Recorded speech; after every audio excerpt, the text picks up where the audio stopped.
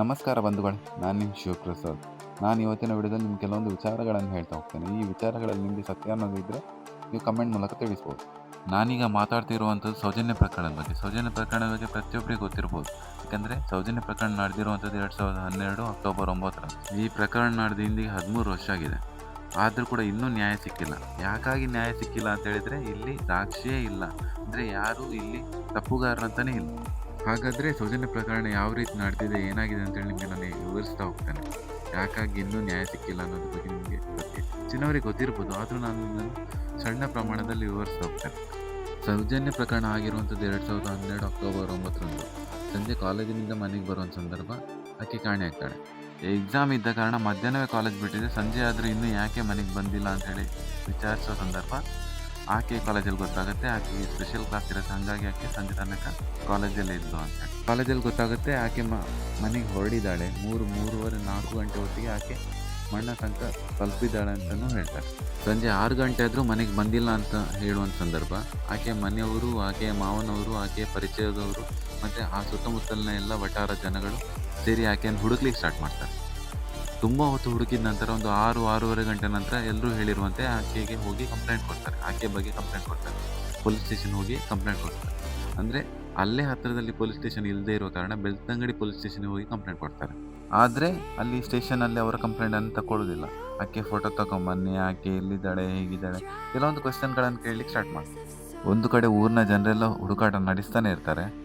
ಆದರೆ ಇವರ ಮನೆಯವರು ಹೋಗಿ ಧರ್ಮಾಧಿಕಾರಿಗಳ ಬಳಿ ಈ ರೀತಿ ನಡೆದಿದೆ, ಆದರೆ ಅವ್ರು ಕಂಪ್ಲೇಂಟ್ ತೊಗೊಳ್ಳಿಕ್ಕೆ ರೆಡಿ ಇಲ್ಲ ಅಂತೇಳಿ ಹೇಳುವಂಥ ಸಂದರ್ಭ ಅವರು ಫೋನ್ ಮಾಡಿ ಹೇಳ್ತಾರೆ, ಈ ರೀತಿ ನಡೆದಿದೆ, ಯಾಕೆ ನೀವು ಕಂಪ್ಲೇಂಟ್ ತೊಗೊಳ್ತಿಲ್ಲ. ಆ ಸಮಯದಲ್ಲಿ ಅವರು ಪೊಲೀಸ್ನವರು ಕಂಪ್ಲೇಂಟ್ ತೊಗೊಳ್ಳಿಕ್ಕೆ ಅಂತೇಳಿ ಅವ್ರ ಮನೆಗೆ ಬರ್ತಾರೆ. ಮನೆಗೆ ಬಂದು ಅವ್ರ ಹತ್ರ ಕಂಪ್ಲೇಂಟ್ ತೊಗೊಂಡು ಆನಂತರ ಅವರು ಕೂಡ ಹುಡುಕಿ ಸ್ಟಾರ್ಟ್ ಮಾಡ್ತಾರೆ. ಪೊಲೀಸರು ಊರಿನವರೆಲ್ಲ ಸೇರಿ ಸುಮಾರು 12 ಗಂಟೆ ತನಕ ಹುಡುಕಾಟ ಸ್ಟಾರ್ಟ್ ಮಾಡ್ತಾರೆ. ಹುಡುಕಿ ಕೆಲವರೆಲ್ಲ ಅದಕ್ಕಿಂತ ಜಾಸ್ತಿ 2 ಗಂಟೆ ತನಕ ಹುಡುಕ್ತಾ ಇರ್ತಾರೆ.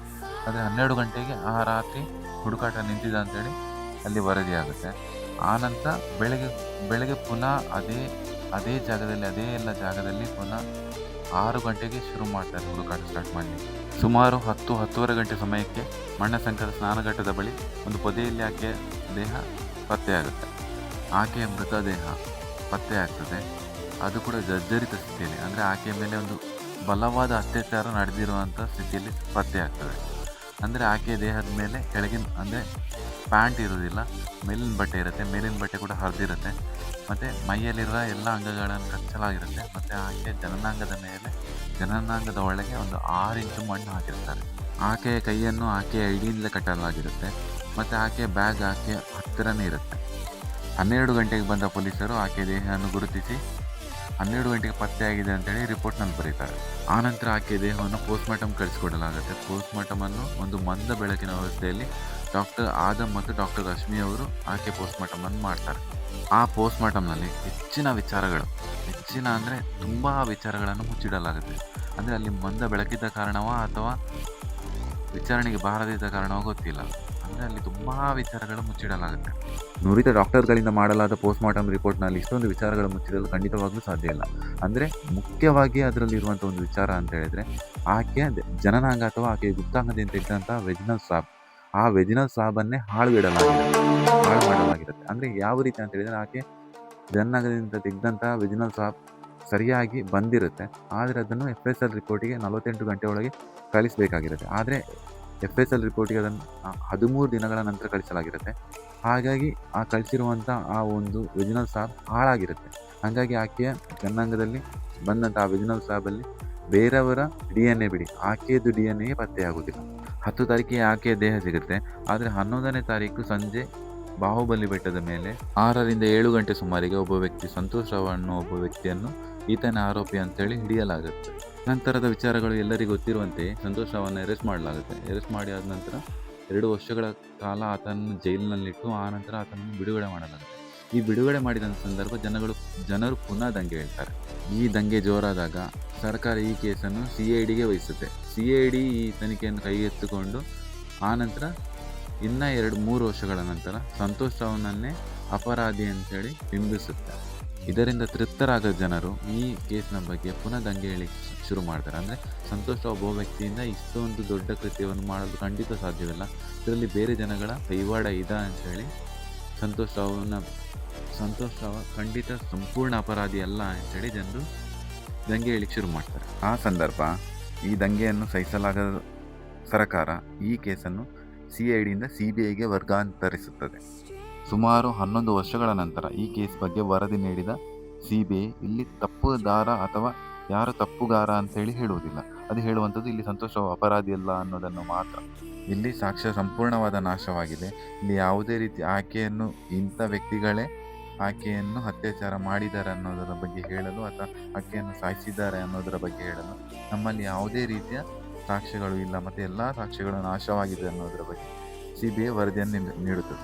ಸಂತೋಷ್ ರಾವ್ ಅಪರಾಧಿ ಅಲ್ಲ, ಆತ ನಿರಪರಾಧಿ. ಈ ಕೇಸ್ನಲ್ಲಿ ಆತನದ್ದು ಶುದ್ಧ ಹಸ್ತ ಅಂದರೆ ಆತನಿಗೆ ಕ್ಲೀನ್ ಚೀಟ್ CBI ಕೋರ್ಟ್ ನೀಡಿದೆ. CBI ಕೋರ್ಟ್ ನೀಡಿದಂಥ ವರದಿಯನ್ನು ಹೈಕೋರ್ಟ್ ಎತ್ತಿ ಹಿಡಿದಿದೆ. ಸೌಜನ್ಯ ಪ್ರಕರಣದಲ್ಲಿ ಒಂದು ವಿಚಾರವನ್ನು ಹೇಳ್ತಾ ಹೋದರೆ ಇಲ್ಲಿ ಯಾವುದೇ ಒಬ್ಬ ವ್ಯಕ್ತಿಯದ್ದು ಈಗ 3 ಜನ ಅಪರಾಧಿಗಳಂತ ಅವರನ್ನು ಬಿಂಬಿಸಲಾಗುತ್ತೆ. ಆ ನಂತರ ಈತ ಸಂತೋಷ್ ರಾವ್ ಕೂಡ ಅಪರಾಧಿ ಅಂತೇಳಿ ಒಂದು ಸಮಯದಲ್ಲಿ ಬಿಂಬಿಸಲಾಗಿತ್ತು. ಆದರೆ ನಾನು ಹೇಳುವಂಥದ್ದು ಇಲ್ಲಿ ಯಾವುದೇ ಒಬ್ಬ ವ್ಯಕ್ತಿಯದು ಮಂಪರ್ ಪರೀಕ್ಷೆ ನಡೆದಿಲ್ಲ. ಈಗ ಹೇಳುವಂಥ ಪ್ರತಿಯೊಬ್ಬರು ಹೇಳ್ತಾರೆ ಮಂಪರ್ ಪರೀಕ್ಷೆ ನಡೆಸಬೇಕಿತ್ತು, ಯಾವುದೇ ಒಬ್ಬ ವ್ಯಕ್ತಿಯದು ಮಂಪರ್ ಪರೀಕ್ಷೆ ನಡೆಸಬೇಕಿತ್ತು ಅಂತ ಹೇಳ್ತಾರೆ. ಆದರೆ ಆ 3 ಜನರದ್ದು ಮಂಪರ್ ಪರೀಕ್ಷೆ ನಡೆಸಬೇಕಾ ಇಲ್ವಾ ಗೊತ್ತಿಲ್ಲ.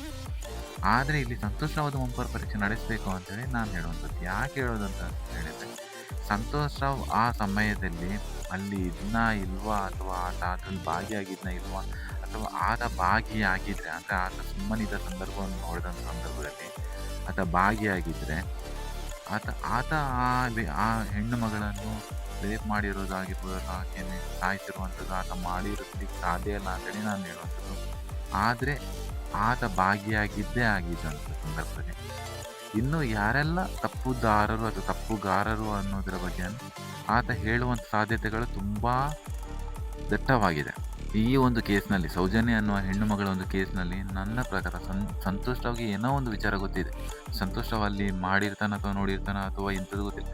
ಆ ಸಮಯದಲ್ಲಿ ಅಲ್ಲಿ ಹೋಗಿರ್ಬೋದು ಅಥವಾ ಆ ಸ್ಥಳದಿಂದ ಆತ ಪಾಸ್ ಆಗಿರ್ಬೋದು ಅಥವಾ ಆ ಸಮಯದಲ್ಲಿ ಆತ ಅಲ್ಲಿಂದ ಹೋಗಿರುವಂಥ ಸಾಧ್ಯತೆ ಇದೆ. ಇಂಥೆಲ್ಲ ಕೇಸಲ್ಲಿ ಈಗ ಮೊದಲು ನೋಡುವಂಥದ್ದು ನಾವಿಲ್ಲಿ ಮೇಯ್ನಾಗಿ ನಮ್ಗೆ ಗೊತ್ತಾಗುವಂಥದ್ದು ಸಂತೋಷ್ ರಾವ್ ಆ ಪ್ರದೇಶದಲ್ಲಿ ಆ ಸಂದರ್ಭದಲ್ಲಿ ಇದ್ದ. ಅದಕ್ಕಾಗಿ ಇವರು ಯಾವುದೇ ರೀತಿಯ ಒಂದು ಯೋಚನೆ ಮಾಡದೆ ಆ ಬೆಟ್ಟದಿಂದ ಆತನನ್ನು ಹಿಡಿದು ಇದನ್ನ ಒಬ್ಬ ಅಪರಾಧಿ ಅಂತೇಳಿ ಕೊಡ್ತಾರೆ.